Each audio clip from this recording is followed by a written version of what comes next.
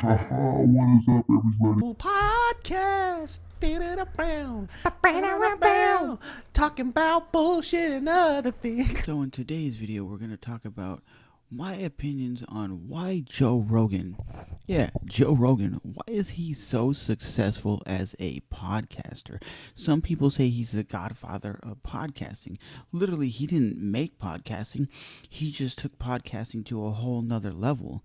And when people think of podcasting, they think of the Joe Rogan experience. They think of his crazy 3-4 hour conversations. And they always talk about how good his setup is, from his video, his lighting, his audio. It's one of the best, or I should say my personal opinion when I'm looking at podcasts.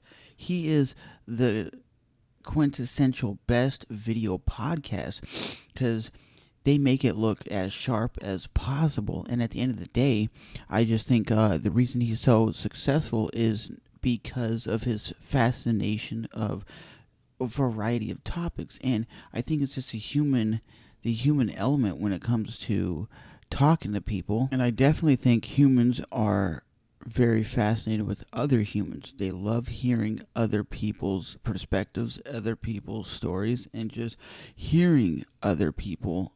And that's why they tune in every time. Even like the podcast I'm watching right now with Joe Rogan, it's very fascinating because you can tell the conversation is flowing together very seamlessly and very smooth. That's, for a lot of podcasts, they're not that great. The conversation isn't there. And that's one thing you got to have when you want to do a successful podcast.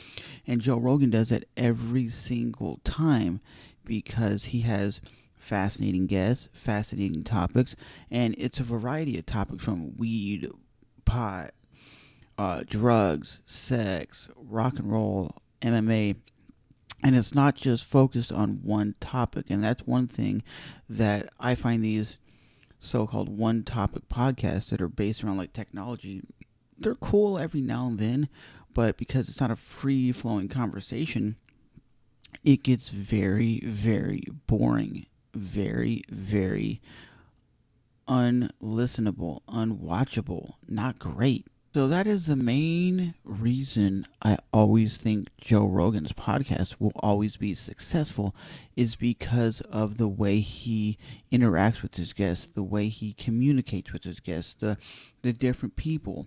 He has his friends on the podcast, which when he has his friends on the podcast, it's the most successful podcast. I think it's the most enjoyable to watch, the most enjoyable to listen to, and he's not afraid to talk about controversial topics. And that's one reason why I like podcasting and talking to you guys, because it gets away from the monotonous of a boring conversation, right? You got to realize, talking about MMA fights, talking about your opinions, you're going to get shitted on occasionally. Every now and then you're going to get shitted on, right? Joe Rogan will get shit on for a lot of things he says and a lot of things he doesn't say. But I just think the reason he's so successful is he has these conversations that go from here to way over there.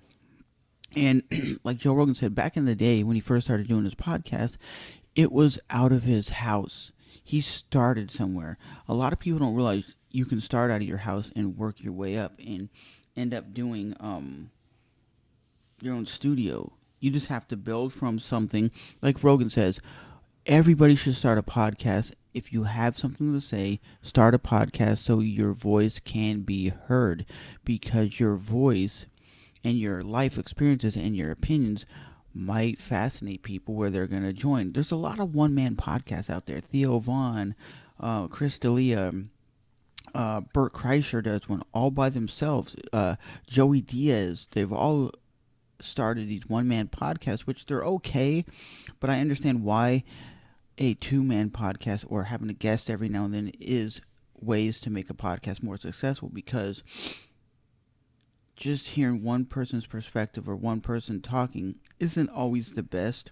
But at the end of the day, that's why I think Rogan is so successful, and that's why, because if you look at every podcast that I can name, from The Church of What's Happening Now, Bert Kreischer's, anyone, the Your Mama's House podcast, Stone Cold Steve Austin, Chris Jericho's, when it all comes to the video, even somebody like Ariel Hawani, Chael Sonnen's podcast, if you listen to everyone's podcast, they have good audio, right?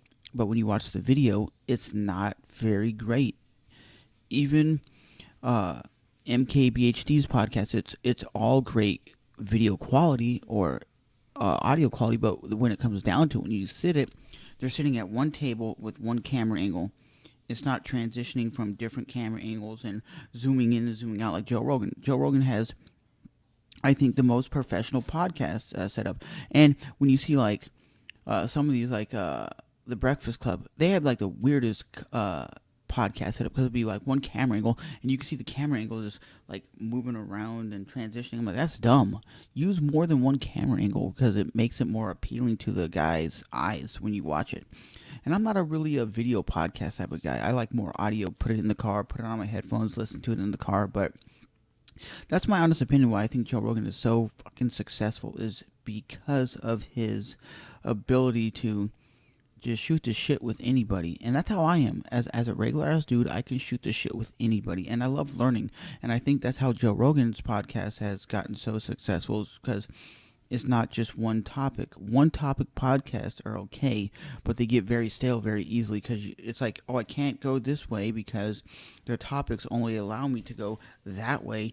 We're a technology podcast, but we can't shoot the shit about sports or anything else because our podcast doesn't allow that. But that's just my opinion on why I think Joe Rogan is so successful. Again, like I said, that's the reason he is so successful. And I'm not saying nobody else can be successful like Joe Rogan. I'm just getting at the end of the day, I think one topic podcasts are not the most fun or exciting. I love because a real conversation when you're on the phone with your buddy or you're on the phone with your girlfriend or you're talking to somebody in person, you're actually talking about different things. You might talk about MMA fights, you could talk about going to concerts, and then talk about other things like what movie you watched, what TV show you're enjoying, whatever it is. You start talking about all these interesting topics, and that is when a podcast is very, very successful because you're listening to people talk about anything and everything. It's not the same old thing, and that's what a lot of people do, is the same old thing all the time. And when you have that one topic podcast, it's like I said earlier, you can't go from talking about new iPhone, then talking about you seen a girl booty popping in the middle of the street. It just doesn't allow for that because the topics are not set up for that kind of thing. And then your reviewers are like, why are you talking about booty popping when that could be something that was actually pretty interesting, but you can't talk about it because your podcast is so focused around technology. And for me, that's why I don't have a podcast that's based around one topic, because I find that to be, it's okay, but a lot of people don't tune into those because they're not fascinated by that topic. And even if I'm talking about MMA fights, which I'm very passionate about, it's not the most fun or exciting because you're going to limit the audience that you might potentially get with people who are above and beyond just wanting to hear MMA content. At the end of the day, when Joe Rogan does his podcast, it's the most professional looking podcast. And now that he does on Spotify, I don't really watch the video that often. I more focus on the audio, like I said, and I focus on getting the best audio I can and the best video I can. And doing podcasts is something I've always enjoyed, but I've never really stuck to it, to be honest. Never really followed through like every week I'm going to do a podcast, because I think if you're doing a podcast with other people, it's fun. And even if you have the same person on the podcast, like your same guest every week, that can get stale. That's why Rogan, that's why Church of What's Happening Now with Joey Diaz is so successful, is because he's doing podcasts with different people's perspectives all the time. So let me know what you guys think. Is Joe Rogan the end all be all, the most professional podcast, the podcast that every human being should be looking up to? Everybody should say, one day I should be as good as Joe Rogan. Or do you not like Joe Rogan? The reason I listen to his podcast, like I said, because there's so many different variety of people. He talks about anything from conspiracies to sex, rock and roll, MMA, music. He talks about his life travels. He's done podcasts on airplanes. Yeah, on airplanes. He's done podcasts other places. But at the end of the day, is Joe Rogan the best podcast?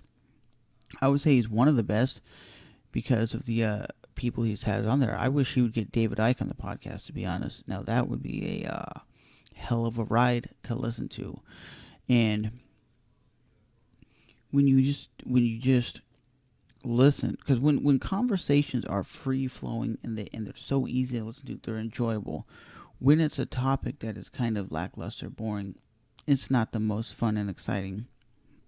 But like here in a few months, in August, I'm going to be going to see the band Korn and the band Stained live in concert, which is going to be the very first concert I've been to since the pandemic started. The last concert I went to was January of 2020, before the pandemic actually hit off, right? And it's going to be one of those things that I'm looking forward to. I have to drive 4 hours for the concert, but I don't give a damn. I want to go see concerts again. I want to go see live music again. And that's one of my passions in life, is seeing live music at a high level.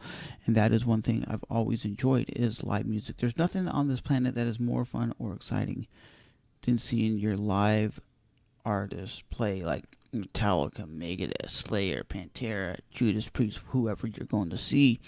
It is fun nor boring. It's like a therapy session for me. I enjoy the shit for what it is, and I don't care if it's a 4-hour drive or 3-hour drive. I'm making the trip because I want to see live music again. For a lot of people, they don't realize how important music is. Music is more than just music for a lot of people. It's more like a therapy session. All the brothers and sisters of the music community come together, and we're there for one thing and one thing only: the love of rock and roll, the love of music. And a lot of people either love music or they don't. They either love it or they hate it, or they just don't get it, right? There's hardcore music fans that go to every single concert they possibly can, because that's what they like spending their money on. It's the same thing with the people who like spending their money on, like, computers, nerding out. They like tricking out their cars. There's a lot of people in the music community that go to concerts because that's what gets them through life. That's what they like spending their money on. So everybody has that one thing they spend money on. If you go, why do you buy computer parts all the time? Well, dummy, why are your ass going to concerts all the time? It is what it is, right? You got to realize everybody has that one device that they spend all their money on, and always do that because that's what they're into. Some people just go out and buy a shitload of stuff for their live stream on Twitch. There's every people on this planet has one thing that they love, and they'll spend gobs of money on it. Like me, it's concerts. For me, it's going out and having a fun time doing concerts and enjoying what the music is. You know, there's nothing more, like, exuberant, more exciting than seeing your favorite band play the riff. Do-do-do-do, do-do-do-do, do-do-do-do-do-do-do. Are you ready? There's nothing more exciting than that, because for that 2 hours, your adrenaline is pumping with that music going through your veins, and there's nothing more exciting than rock and metal music, at least for my taste in music. But yeah, man, like I said, this is what my podcast really consists of. It's a little video podcast with me just shooting the shit like the intro says for a few minutes and getting the topic off my head. It's not going to be no 3, 4, 5, 6 hour podcast, not even an hour. So probably like 10 to 20 minutes. I come on here, shoot the shit with you guys, and then I get out. And if you guys are enjoying the podcast, just smash that like button, hit the subscribe button. We're trying to grow this channel, trying to grow this little podcast. The more you guys give me info, the more you give me feedback, the more I'm going to do these on a regular basis, so you guys can tune in and watch and enjoy. So that is another episode of the Daily Grind Podcast, and I will see you guys on the flip side. Now get that camera on my face, sucker. Ah ha ha.